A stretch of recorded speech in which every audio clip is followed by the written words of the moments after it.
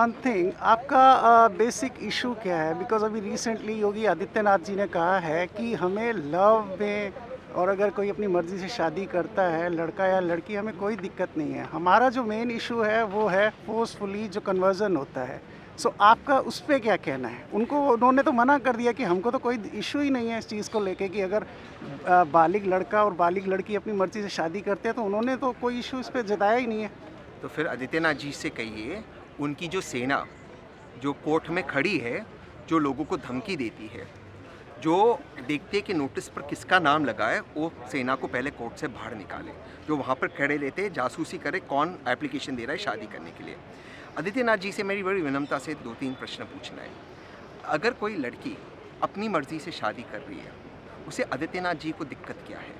आदित्यनाथ जी कहते हैं अगर हमें दिक्कत नहीं है तो फिर ये कानून लाने की ज़रूरत क्या है? क्योंकि कानून में ऑलरेडी आईपीसी में सारे प्रावधान हैं। चीटिंग के लिए प्रावधान है, फॉर्सफुल मैरिज के लिए प्रावधान है,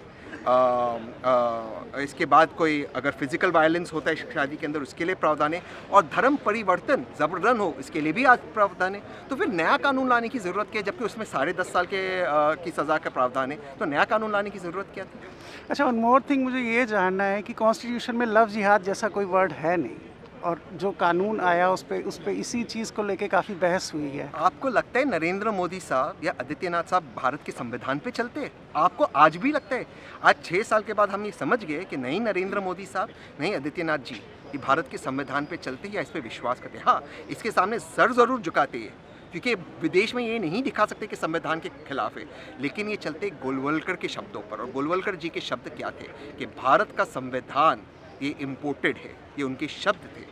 तो ये गोलवलकर जी के शब्दों पर चलते। वरना मेरी आज ओपन चुनौती है आदित्यनाथ जी और मोदी जी से, एक बार कह दे कि गोलवलकर जी ने जो कहा भारत के संविधान के बारे में, भारत के तिरंगे के बारे में, वो गलत था। एक बार तो ओपनली कह दे। ये सिर्फ तिरंगा और संविधान को दुनिया को दिखाने के लिए इनके सामने सर झुकाते, न ही इसमें इनका विश्वास है, न ही इसमें ये मानते हैं। अच्छा, जैसे मैटर अभी कोर्ट में है और 3 स्टेट को लेके मैटर अभी कोर्ट में है, कोर्ट का फैसला भी आना बाकी है। कोर्ट का फैसला अगर आपके हक में नहीं आता है, इस लव जिहाद के हक में आता है, तब आपका अगला कदम क्या होगा? ये बहुत ही अजीब स्थिति हमारे मुल्क में होगी कि जितने भी हमारे पत्रकार बंधु हैं वो भी प्रश्न में ये पूछ ही लेते कि माननीय सुप्रीम कोर्ट का फैसला और तो भारत सरकार के हक में ही होगा। ये क्यों ऐसे हमें लगता है कि भारत की सुप्रीम कोर्ट जो मानी जाती है कि सबसे पावरफुल कोर्ट में से, ये सिर्फ भारत की सरकार के हक में फैसला करेगी? हमें इस पर पूरा विश्वास है, हमें भारत के संविधान में पूरा विश्वास है। हमारे लॉयर्स इधर है और हम मानते हैं कि हम यहाँ पर केस जीतेंगे। ये कानून सीधा सीधा भारत के संविधान को अटैक करता है, संविधान को तोड़ने की कोशिश करता है, ये बेसिक स्ट्रक्चर के खिलाफ है। और ये मुझे पूरी उम्मीद है, चाहे कुछ भी शंका हो, सुप्रीम कोर्ट कम से कम इस मामले में से स्ट्राइक डाउन करेगा। Thank you very much.